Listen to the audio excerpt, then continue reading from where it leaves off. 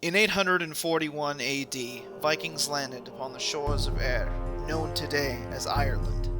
After raiding and pillaging the Irish lands, they constructed a long fort on the eastern shore so that they might winter there instead of leaving. This long fort would be known as Dyflin, modern-day Dublin. 10 years later, Ragnar Lothbrok would be killed by the Northumbrian king, thrown into a pit of vipers, and shortly afterward the Isles of Britannia would be invaded by a host of Viking warriors, come to avenge their fallen king. And as the great heathen army laid waste to Northumbria and the other Anglo-Saxon kings, the Viking lands of Dyflin remained, growing rich and powerful off raiding Irish villages, monasteries, and the trade routes in the Irish Sea. It is 878 AD, and Bardr mac Imair, son of Ivar the Boneless, has ruled over the kingdom of Dublin for 5 years, plundering all within reach of his longships. Yet the kings of Britannia are stirring. To the west, the Gaels seek to crown a new high king, one that may wish to push the Vikings from their land. And in the east, the Welsh continue their rivalry with the Anglo-Saxons and each other, their kingdom splintered after the death of Rhodri the Great. With his neighbors distracted and fractured, the board is set for Bardr to become more than just the King of Dublin, but the Sea King of Ayr.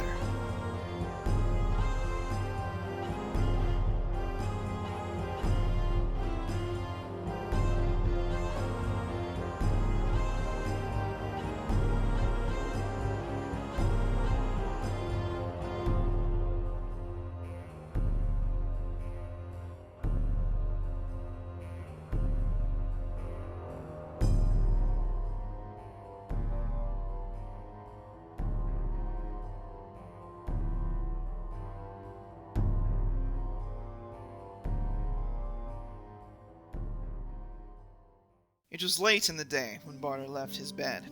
He had tarried there for hours after waking up, content with the company of his wife by his side and wanting for nothing else.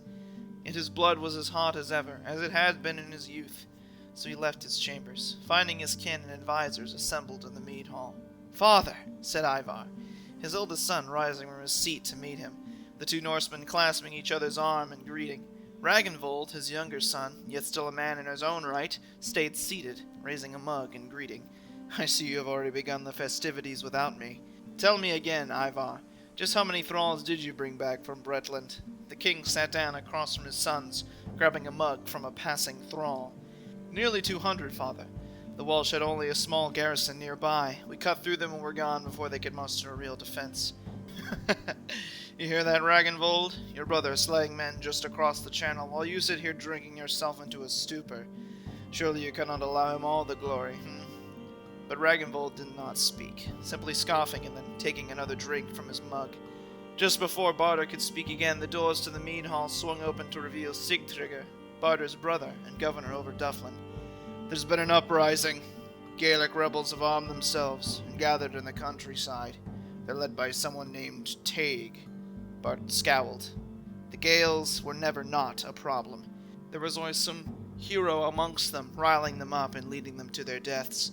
This was not the first time Bardr and his kin had encountered such issues. He knew it would not be the last. But this Taig fellow had been a problem before. Just in the past year alone, rumors had reached his ear that a man by the same name had been declaring Bardr and the Norsemen as invaders and devil worshippers. He had even struck a herdman attempting to take him into custody, breaking his nose. The king stood, motioning to his brother in the doorway. "Gather up any fighting men and have them meet me outside the city gates. I'll handle these upstarts myself. No better way to start the day than with a bit of bloodshed." He then returned to his quarters, arming himself with shield and sword, and donning the crown of Dyflin. It was a simple item, crafted from the gold of melted down holy relics stolen from monasteries across Ayr, a single, circular band. Its simplicity suited a Viking, but Bardr also felt mocked by it. But it would do. Taig would know that it was the very King of Dyflin that was coming to slay him. The Gaels were arrayed before Bardr and his warband, just over 300 in number. They were armed with spears and small shields, as well as javelins and bows, with nearly no armor to speak of. Definitely upset locals stirred on by Taig. Just behind them he was able to make out the forms of horsemen, flanking the formation on either side. Bard sent his spearmen to engage the cavalry on their right, if it were to charge, but he did not expect it to do so.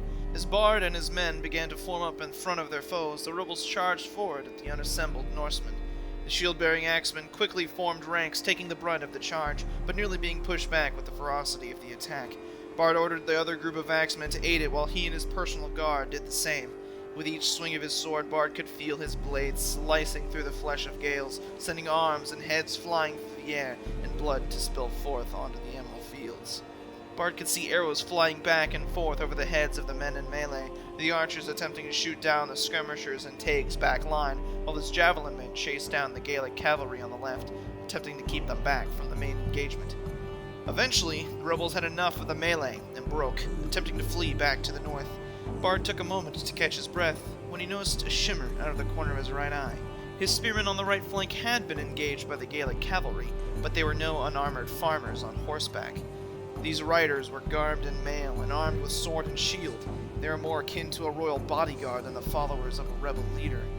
Bard gathered his herdmen and charged toward the armed riders, crashing into them with rage and tenacity, cutting down man and beast alike. It was a more bloody and gruesome battle than expected. Bard saw several of his armored personal guard fall by Gaelic blades. Yet eventually he spotted his quarry, a bearded Gael, shouting orders to those around him and stabbing down at the Norsemen who tried to strike him. Pushing his way through the melee, Bard swung at his foe, but his strike was caught by Taig's shield. The Gael's eyes widened in realization as he noticed Bard's crown, wheeling his steed around in an attempt to escape, but the beast was penned in by spear and sword. It reared up in fear of the weapons and men, and Bard reached up, grasping the man by his hair. He pulled back with a mighty roar, unseating Taig from his beast, and as the man laid stunned in the dirt, Bard ran him through with his blade, ending his life right then and there. As the Gael's guard scattered after taking too many losses, Bard took notice of his fallen foe. Wearing mail, and wielding a familiar blade that looked quite different from the common Gaelic blades. He took the weapon, giving it to one of his hearthguard for safekeeping until they returned to the Long Fort. Bard returned to Dyflin with his personal guard, leaving a lieutenant to chase down the remainder of Taig's rebels, meeting Ivar outside the mead hall with Taig's blade in hand. I assume the rebel met his Christian god? Yes. He's rotting in the fields now, a feast for the crows, but I don't think he did this without help. Bard then tossed the blade to his son, who caught it deftly with one hand. He eyed it curiously. Was this his? He asked. Bard responded with a grunt and a nod, watching with his arms crossed. Eventually Ivar's eyes widened into an expression of realization. This is a Welsh blade. I recognized the craftsmanship on the hilt. He then passed the weapon back to his father. How did he get one of these? That wasn't all. He had an entire group of cavalry and mail. How? It's not like he could have had the gold to purchase all of that from them. I have a feeling it wasn't a simple transaction of goods for gold, Ivar. I bet the damn Welsh were trying to cause trouble for us after all the raiding we've done over there. At best, they wanted a bit of payback. At worst, they're wanting to soften us up for an invasion. Invasion? They would dare try to cross the channel and attack us? Perhaps we've been too easy on them, father. My thoughts exactly. Send out a call for any able-bodied man who wants loot, plunder, and land to call their own. We're taking Gwynedd for our own, and showing those Welsh not to fuck with us. 4 months passed as Bard gathered his men into a great host. To the east, the Welsh began warring with each other over the fractured lands of their father's kingdom. Word was that King Anarut of Gwynedd had joined his brother, the King of Powys, in a war against Cecilug in the south. The army of Gwynedd was away, leaving their homelands open for an attack.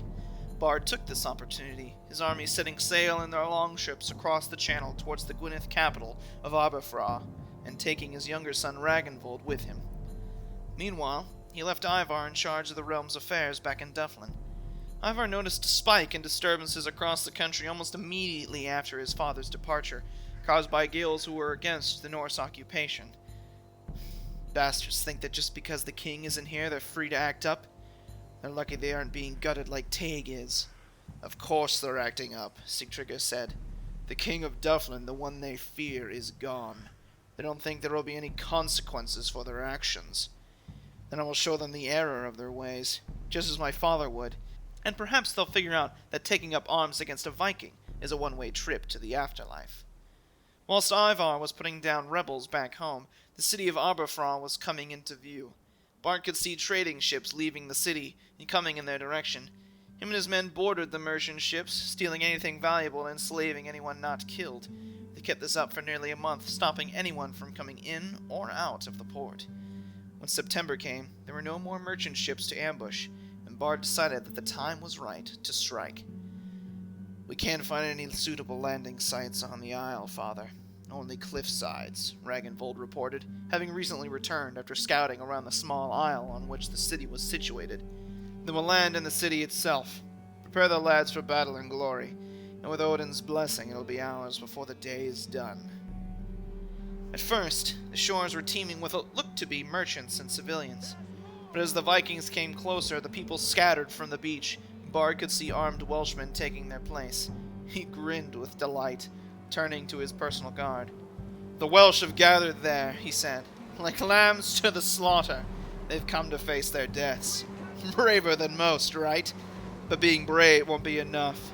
We will take that beach, take their heads, and take this city." Bard's longship was the first to reach the beach. He and his Hearthguard jumping from the longship and leading the others onward. The Vikings met with the Welsh, spears and blades clashing on the beach, blood staining the sands red as they killed each other. Bard and his Hearthguard fought a group of Welsh on one street avenue, holding their own, while on the left and right ends of the beach his men were kept back. Ragnvold, leading a group of men wielding long axes, noticed a barricade blocking one street, with no men guarding it. He ordered his men to cut through the barricade, hoping they could swing around and flank the Welsh on their left. As the battle raged on, more men landed on the beaches to support their brethren with arrows and javelins. Eventually, however, Ragnvold had come around behind the Welsh defenders, slamming into the backs with deadly speed and rage, cutting down any man not quick enough to protect himself from the crushing blows of their axes. It was not long before the flank fell to the Danes. On the right flank, javelins flew over the heads of Vikings and into the flanks of unprotected Welshmen, killing scores, and with assistance from other flanking Vikings, Bard and his herdmen were able to break through in their engagement. Eventually, the will of the remaining defenders was broken. The rest either fled or were cut down in the streets of Arbroath. The city was theirs. Bard didn't waste any time. After calling together the populace of Arbroath, Bard made it clear to all present that any resistance would be dealt with harshly. There was some immediate disruption, but the drawing of swords quickly quieted the crowd down. Bard then set about repairing any damage to the city, assigning one of his herdmen, Wilhelm, as governor over the region. After a month of the army occupying the city, Bard then marched on and took the nearby village of Kersegent, taking a Christian priest from the village as a member of his retinue of advisors. Although not keen on serving a Viking, the man was fearful enough to serve nonetheless. "Tell me, holy man, your people, how do they feel about their king, Anarut?" "My name is Aidan, sir, and the people love King Anarut. He was the favored son of Rodri, the strongest among his brothers." "Is that so?" "So the Welsh value strength. And what of my strength? What of the strength of Dyflin? Do they respect it now that we have taken their capital so easily?" I don't know. Truly you are strong, but King Anarut is favored by God himself." "I don't care about your Christian God and who he favors. Your God did not stop me and mine from taking your city and slaughtering the men defending it, and I bet you he wouldn't stop me from taking the head of your precious king." Aidan was frozen with fear, speechless at the pagan's words. He went back into a corner of Bard's command tent, hiding behind his wooden cross that had been strung around his neck. "If all the Welsh are like you, holy man, this kingdom will fall before the year's out." Back in Dyflin, Ivar continued holding court in place of his father. He had heard the Gaelic kingdom of Lygon was sending troops to Wales as well, and in an attempt to secure their southern border sent a diplomat to their capital. The diplomat was swiftly sent back, with a reply that made it clear the Gaels were in no mood to treat with Vikings. "Should have known better than to expect anything less from them, nephew. They hate us, and will hate us forever. No point in trying to be diplomatic." Ivar was looking over the letter sent by the Gaels. It was filled to the brim with insults and vicious obscenities. He tossed the letter into a nearby brazier. "Bastards! The one time we try to show kindness, and they spit in our face. If they despise us for raiding them, and despise us for trying to befriend them, what is the point of even talking to them? More likely they despise us for not worshipping their god, Ivar. They hate us for our love of Odin. Nothing we can do about that. Then what do you suggest we do? The Gaels are bound to select a new High King soon, and despite what my father might think, we can't fight the entire island. We don't try to, and we don't let them unite before we're ready. Take them out piecemeal, starting with the ones who keep backing these rebels. A moment later, the doors to the meat hall swung open. A sweating man, out of breath and nearly falling over, came into the room, stumbling over the tables and seats throughout. Lord! Rebels! From the north. They're attacking Linz. Hundreds of them. Ivar beckoned several of his guards to take care of the man, bringing him a mug of mead immediately. Our brine springs. They want to hit us where it hurts. From the north. These are not Dyflin rebels. They've been sent here. Gather my men. We're going to slaughter these rebels, and when my father returns from Bretland, we'll prepare a campaign to show the Gaels just how barbaric we can be.